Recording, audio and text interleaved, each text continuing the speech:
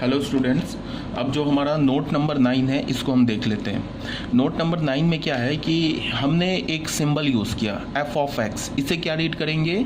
f of x। ठीक है, ये f ऑफ x किसे रिप्रेजेंट करता है? ये रिप्रेजेंट करता है एक्सप्रेशन इन x। अगर हमारे पास कोई मैथमेटिकल एक्सप्रेशन x में गिवन हो तो उसको हम क्या बोलेंगे? f of x। ठीक है, इसे हमने क्या बोला? Expression in x. क्लियर है? अब जैसे तुम ना यहाँ पे थोड़ा ध्यान दो। ठीक है, ये जैसे मैंने देखो, जैसे मैंने लिखा f स्मॉल f और ये ब्रैकेट में x लिखा, इसका क्या मतलब है? सम एक्सप्रेशन इन x। ये कोई भी एल्जेब्रिक एक्सप्रेशन हो, ये कोई भी एक मैथमेटिकल एक्सप्रेशन होना चाहिए x में, उसको हम क्या बोलेंगे? f of x।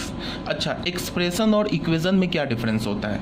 जो हमारा इक्वेशन होता है ना, उसमें इज इक्वल टू ज़ीरो होता है, इक्वल्स टू ज़ीरो होता है, बट एक्सप्रेशन में कोई इक्वल्स टू ज़ीरो नहीं होता है। ठीक है, जैसे हमने क्या लिखा यहाँ पे f ऑफ x को किसके इक्वल कर दिया? 1/x-5।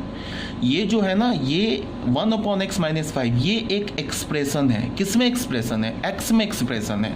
अगर मैंने लिख दिया 1/x-5 इज इक्वल टू 0, तो ये अब एक्सप्रेशन नहीं बचा, ये अब इक्वेशन हो गया। क्या हो गया बच्चे? ये इक्वेशन हो गया। और अगर मैंने लिखा 1/x-5 तो ये इक्वल्स टू 0 नहीं लगाया, तो ये एक एक्सप्रेशन हो गया। तो हम लोग अगर ये एक्सप्रेशन जो है ये x में है तो इसको हमने क्या किससे रिप्रेजेंट किया? f of x। अगर ये एक्सप्रेशन y में होता तो कैसे लिखते? f of y। f of y is equal to क्या लिखते? 1/y-5। क्लियर है ये बात? अब यहाँ पे क्या होता है कि एक वर्ड आता है डोमेन। ठीक है, तो डोमेन को हम in detail relations and functions, ये चैप्टर है, इसमें हम ये करेंगे, आपको इन डिटेल पढ़ेंगे, बट टाइम बीइंग थोड़ा डोमेन हम लोग सीख लेते हैं क्योंकि अभी थोड़ा आगे काम आएगा। ठीक है, इसी चैप्टर में तो इन डिटेल तो पढ़ना ही हमें, डोमेन हो गया, रेंज हो गई, रिलेशंस एंड फंक्शंस चैप्टर में पढ़ना है। अब जैसे मैंने एक वर्ड आया डोमेन, डोमेन का पहले मतलब क्या होता है इसको समझो। अगर मैंने बोला कि find the domain of this expression, या मैंने बोला find the domain of this function f of x, इस फंक्शन f ऑफ x का डोमेन निकालो, तो इसका क्या मतलब है कि हमें उन सारे x के वैल्यूज़ का सेट बनाना है जिस x के वैल्यूज़ पर ये एक्सप्रेशन डिफाइंड हो। एक बार फिर से बोल रहा हूँ, अगर मैंने बोला find the domain of this expression, इसका मतलब क्या है? We have to find all the values of x for which this expression is defined. जिस पर ये एक्सप्रेशन डिफाइंड होगा वो सारे x को हमें कलेक्ट करना है और उन सारे x का हमें एक सेट बनाना है। तो वो जो सेट होगा ना, जिस x पर ये फंक्शन या ये एक्सप्रेशन डिफाइंड होगा, जिस x पर, उस x का जो सेट होगा, उस सेट को हम इस एक्सप्रेशन का डोमेन बोलेंगे। क्या बोलेंगे? डोमेन बोलेंगे। बात क्लियर है? अब यहाँ पे होता क्या है कि जनरली अगर मैं ऐसे, तुम देखो, मैंने f ऑफ x ले लिया 1/x-5। ठीक है, अब मैंने बोला कि put x is equal to 4 लिया हमने। अब चलो, अगर मैंने ये जो डेफिनेशन बताया ना, इस डेफिनेशन के अकॉर्डिंग मैं इसका डोमेन फाइंड आउट कर रहा हूँ। मैंने बोला कि x इज इक्वल टू 4 हमने पुट किया इस एक्सप्रेशन में, तो इसको हम क्या बोलेंगे? ये इम्प्लाई क्या करेगा? f of 4। f ऑफ 4 क्या है? यहाँ पे हमने x की जगह 4 डाला तो यहाँ भी 4 डाल देंगे, तो 1/4-5। ये क्या मिल गया? 1/-1 किसके इक्वल मिल गया? -1 के इक्वल। तो इसका क्या मतलब है कि जब हमने x का वैल्यू 4 लिया ना, तो बच्चे ये जो एक्सप्रेशन है ना f ऑफ x, ये डिफाइंड हो गया। -1 तो एक डिफाइंड नंबर है ना, ऐसा तो नहीं होता है कि जहाँ -1 दिखता हम बोलते it is not defined. -1 is a well defined number.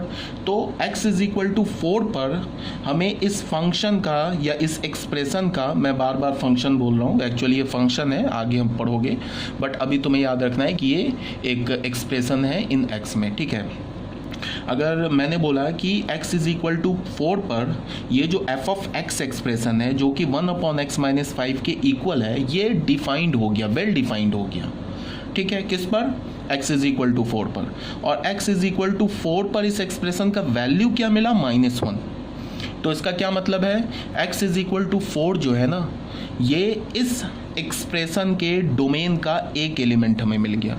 अगर मैं इस एक्सप्रेशन के डोमेन का, इस एक्सप्रेशन का डोमेन लिखूंगा ना, तो उसमें एक एलिमेंट, एक number x is equal to 4 भी होगा।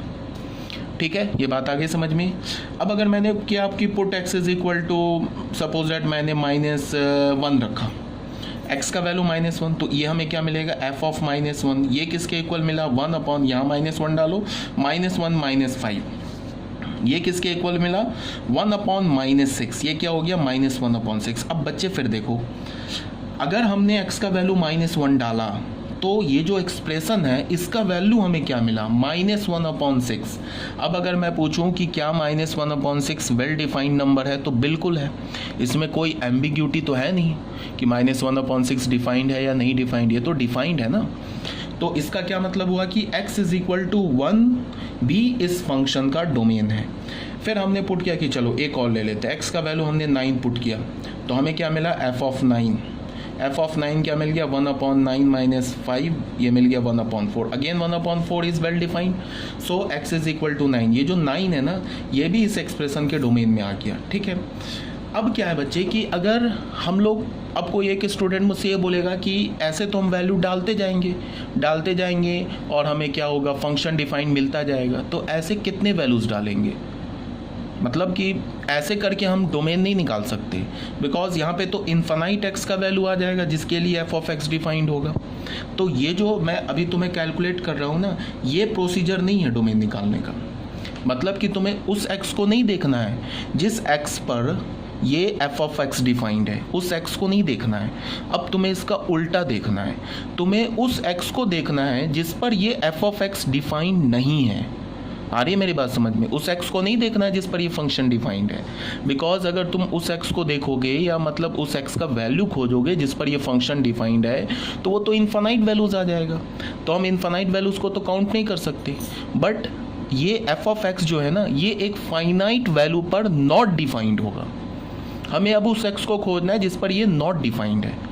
अगर मान लो कि वो हमें x मिल गया, अब उस x को हम क्या करेंगे, पूरे रियल नंबर से सब्ट्रैक्ट कर देंगे, तो फाइनल हमें क्या मिल जाएगा, फंक्शन का डोमेन मिल जाएगा।